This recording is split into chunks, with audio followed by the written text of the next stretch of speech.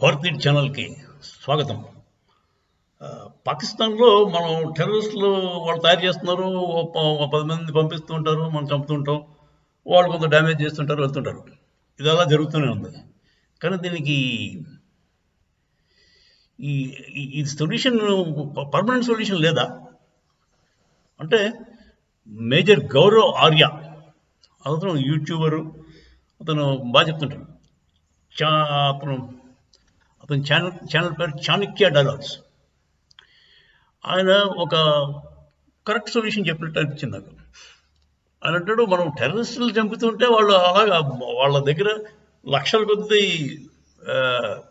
మద్రసాలు ఉన్నాయి.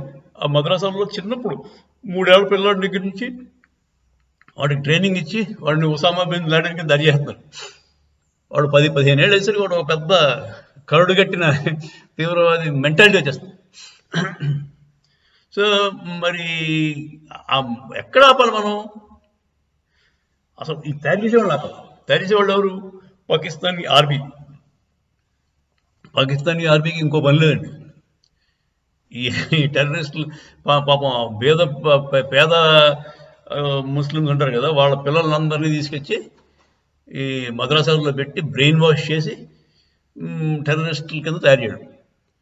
వాళ్ళ సొంత పిల్లలు ఏ దొంగల నుంచి వెళ్ళదు. వాళ్ళ సొంత పిల్లలందరూ ఇంగ్లాండ్లోనూ అక్కడ చదువుకుంటారు.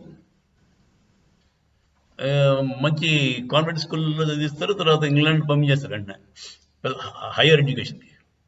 సో మరి ఇదండి, ఈ రూట్ కాజ్ని పట్టుకోవాలి మనం, మూల కారణాన్ని పట్టుకోవాలి.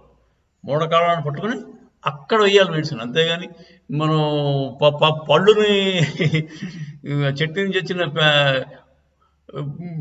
పిట్టలండి, వీటిని చంపితే ఎన్ని చంపినా ఇంకా పుట్టుకొస్తూనే ఉంటాయి. ఇలా ఆ మూలాన్ని తెగనరకాలి. ఆ మూలం ఏంటి? పాకిస్తాన్ అని మేజర్ గౌరవ్ ఆర్య ఆయన చెప్పినది నాకు నచ్చింది. అంటే మరి పాకిస్తాన్ ఆర్మీ మొత్తం లేపేయాలా? ఎలా చేస్తాం అంటే మరి వాళ్ళని లేపేస్తే మళ్ళీ కొత్త ఆర్మీ వస్తుంది. ఎగ్జిస్టింగ్ ఆర్మీ లేపేస్తే ఇంకొత్త, అంటే టెర్రరిస్టులు చంపడం మానేసి ఆర్మీని అటాక్ చేయడం మంచిదని అతని ఉద్దేశం అనుకుంటారు. ఆర్మీ టాప్ బ్రాస్ ఉంటారు కదా, వాళ్ళు ఒకరిని ఈ లేపేస్తే కొంత మటుకు భయం వస్తుంది, కంట్రోల్ వస్తుంది అని ఆయన అంటాడు. మరి ఎంత మటుకు పాసిబిలిటీ ఎలా ఉంది? కష్టం. అది నాకైతే అర్థం కాలేదు. ఎలా చెప్తాం? మొత్తం ఆర్మీని అంతా లేపేసి ఒక కంట్రీ ఎవడన్నా ఆర్మీ ఉంటుందా? అది మళ్ళీ తయారు చేసుకుంటారు. ఈ భావజాలం ఉన్న వాళ్ళందరూ అలాగే రెడీగా ఉన్నారు కదా. ఈ అప్పుడే 50-60 ఏళ్ళ నుంచి అదే పని వాళ్ళకి. ఇండియా హేటెడ్, ఇస్లామిక్ భావజాలం. సో దీనికి సొల్యూషన్ అయితే ఎక్కడ దరిదాపుల్లో కనపడట్లేదు.